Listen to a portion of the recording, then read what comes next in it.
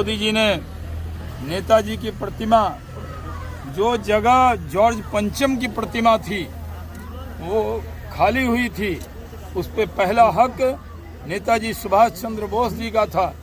आज़ादी के 70 साल बीत गए, किसी के दिमाग में ये बात नहीं आई, लेकिन हमारे नेता नरेंद्र मोदी जी ने पूरे देश के नेताजी सुभाष चंद्र बोस जी की प्रतिमा को वहां स्थापित करके एक ऐतिहासिक कदम उठाया है और उसके लिए पूरे देश के लोगों के दिल में खुशी की लहर है।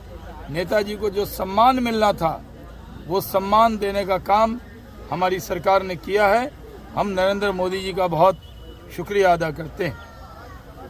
आप सब जानते हैं कि नेताजी ने इस देश को एक सूत्र में बांधा था। अगर नेताजी की चलती तो ये देश कभी टुकड़े में नहीं बंटता, ये देश का बंटवारा नहीं होता।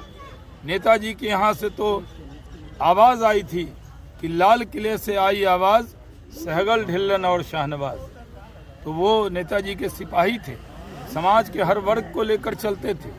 इस देश को अगर हम नेताजी के साथ धोखा न हुआ होता तो हम आज़ादी और पहले प्राप्त कर लेते।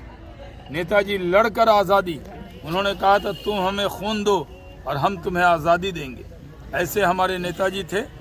हम सब नेताजी पे गर्व करते हैं और अगर नेताजी ने आईएनए बनाकर लड़ाई न लड़ी होती तो अंग्रेज़ झुककर हमें ये आज़ादी नहीं देते। तो उन्होंने एक बड़ी लड़ाई लड़ी थी। अंग्रेज़ों को मालूम था कि नेताजी सुभाष चंद्र बोस जी ने देश के लोगों को जगा दिया है और यही वजह है कि हमें आज़ादी मिली। लेकिन नेताजी को जो सम्मान मिलना चाहिए था आज़ादी के बाद, उसमें कहीं न कहीं कमी रही और आज प्रधानमंत्री नरेंद्र मोदी जी ने उस सम्मान को पूरे देश की लोगों को खुश करने का काम किया है। मैं भी जब सिविल एविएशन मिनिस्टर था तो कलकत्ता का जो एयरपोर्ट है नेताजी सुभाष चंद्र बोस का, वहाँ पर उनकी प्रतिमा नहीं थी। मैंने भी 23 जनवरी को नेताजी की जो प्रतिमा है उसको स्थापित किया था कलकत्ता में जाके खुद से। और मैं नेताजी को अपना आदर्श मानता हूँ। नेताजी के बताए हुए रास्ते पर देश चलेगा। तो नेताजी का ही सूत्र था जो आज का सूत्र है नरेंद्र मोदी जी का, सबका साथ, सबका विकास, सबका विश्वास। नेताजी सबको साथ लेकर चलते।